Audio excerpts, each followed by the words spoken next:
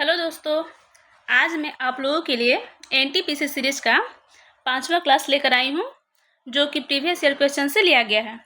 First question है, श्वेता और हरीश ने 28,000 रुपये की राशि के आय के साथ एक प्रोजेक्ट शुरू किया।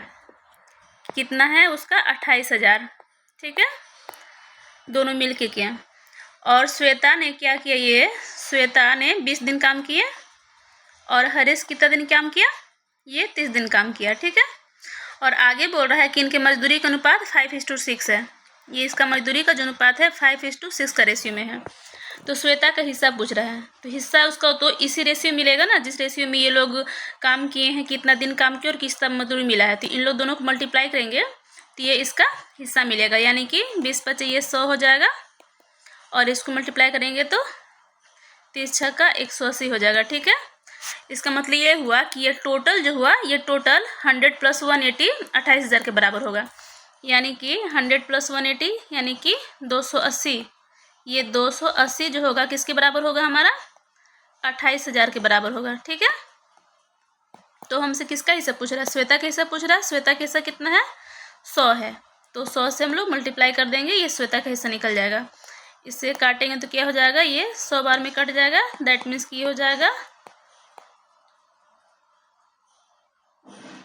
ये हो जाएगा हमारा 10,000 आंसर श्वेता का, ऑप्शन नंबर डी। अब हम लोग नेक्स्ट क्वेश्चन की तरफ बढ़ते हैं। नेक्स्ट क्वेश्चन है, दिया हुआ इसमें इकाई अंक पूछ रहा है। तो इकाई अंक के लिए हम लोग को पूरा मल्टीप्लाई करने की जरूरत नहीं होती है, सिर्फ और सिर्फ ये लास्ट डिजिट जो है उसको मल्टीप्लाई करते हैं। तो 4 × 8 = 32 हो जाएगा। 32 में से 2 ले लेंगे, 2 से 2 × 4 = 8 हो जाएगा। 8 से फिर 8 × 6 = 48, यानी कि 48 हुआ। दैट मीन्स कि इसका इकाई अंक हमारा क्या हो जाएगा? 8 हो जाएगा, ऑप्शन नंबर डी। अब हम लोग नेक्स्ट क्वेश्चन की तरफ बढ़ते हैं। नेक्स्ट क्वेश्चन हमारा है, एक क्लब में महिलाओं और पुरुषों की संख्या का अनुपात दिया हुआ है 3:2 का।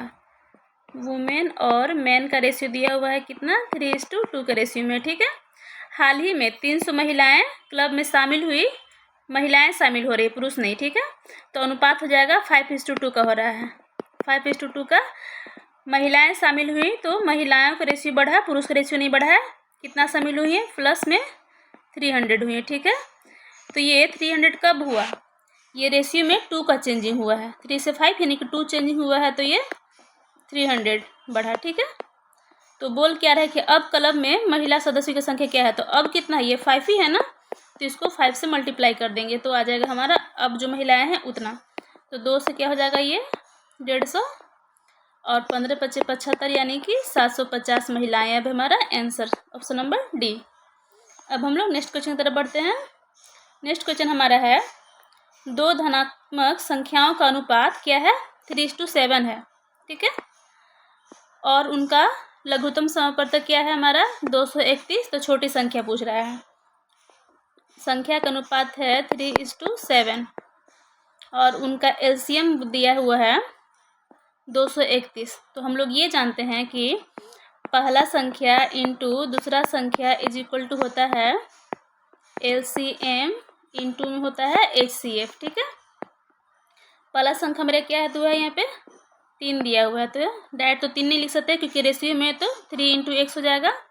इंटू में दूसरा संख्या क्या हो जाएगा हमारा? 7x हो जाएगा। ठीक है, और एलसीएम दिया हुआ है 231, और हमारा एसीएफ यहाँ क्या निकलेगा? 3x और 7x का जो एसीएफ निकलेगा हमारा वो क्या हो जाएगा? x हो जाएगा, क्योंकि दोनों का कॉमन सिर्फ और सिर्फ x ही है। ठीक है, इसको सॉल्व करेंगे तो क्या हो जाएगा? x से x कट जाएगा, यानी कि ये हो जाएगा। और उसके बाद 3 से काटेंगे तो क्या हो जाएगा? 3 से ये काटेंगे तो 3 × 7 = 21, और 3 × 7 = 21, 7 बार में कटेगा, और ये 7 से कटेंगे तो 11 बार में कटेगा। इसका मतलब यहाँ से x का वैल्यू, जो x बचा है, इस x का वैल्यू क्या हो जाएगा?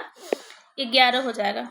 ठीक है, तो हमसे छोटी संख्या पूछ रहा है, छोटी संख्या 3 है, यानी कि 11 × 3 33 हमारा आंसर हो जाएगा, ऑप्शन नंबर बी। हम लोग नेक्स्ट क्वेश्चन की तरफ बढ़ते हैं। नेक्स्ट क्वेश्चन हमारा है, एक वस्तु का क्रय मूल्य अंकित मूल्य का 75% है। अंकित मूल्य हमारा कितना मान लेते हैं? अगर 100 हम लोग अंकित मूल्य मान लेते हैं तो इसका क्रय मूल्य कितना हो जाएगा? 75 हो जाएगा। ठीक है, उसके बाद क्या बोल रहा है कि 15% की छूट दी जाती है।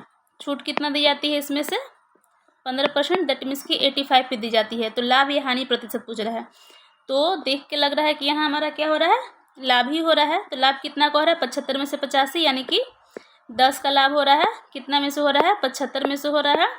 ठीक है, तो ये इंटू 100 कर दिए, तो क्या हो जाएगा, 25 तिया 75, 25 चौका 100, यानी कि 40/3। इसका मतलब हुआ 13.33% हो जाएगा हमारा profit. Option number D answer. अब हम लोग नेक्स्ट क्वेश्चन की तरफ बढ़ते हैं।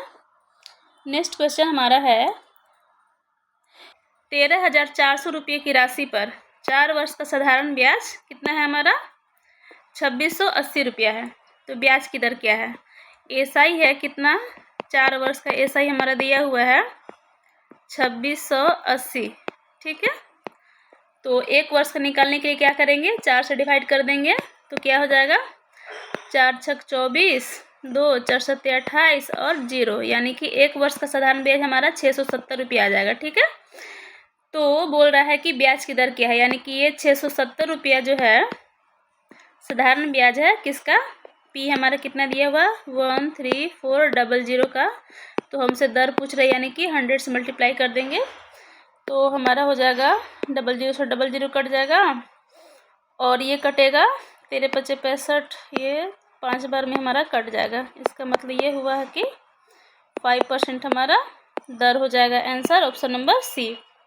ठीक है, अब हम लोग नेक्स्ट क्वेश्चन की तरफ बढ़ते हैं।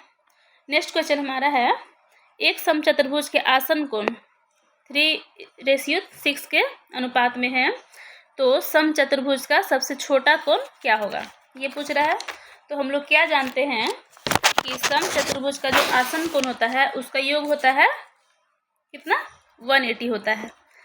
आसन कोण जो होता है, समचतुर्भुज का आसन कोण का योग होता है 180। ठीक है, यानी कि 3 + 6 9, x का वैल्यू दिया हुआ है हमारा क्या 180। दैट मीन्स कि 9 से ये 20 बार भी कटेगा, x का वैल्यू यहाँ से आ गया 20। तो सबसे छोटा कौन पूछ रहा है, इसके मतलब 3 का वैल्यू पूछ रहा है, तो 20 × 3 करेंगे तो 60 हो जाएगा हमारा। Answer option number D. अब हम लोग नेक्स्ट क्वेश्चन की तरफ बढ़ते हैं।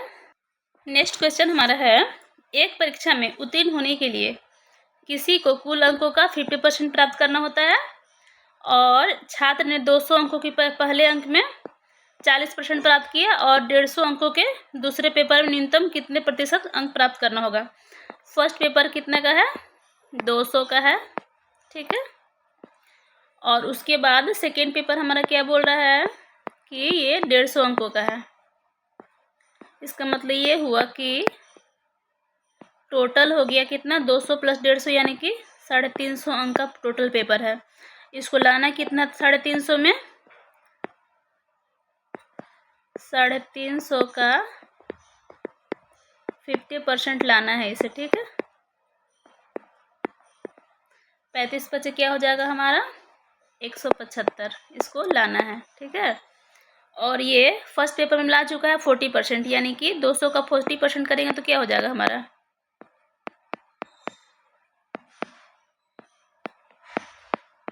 80 हो जाएगा। ये 80 इसमें ला चुका है, और 175 लाना है।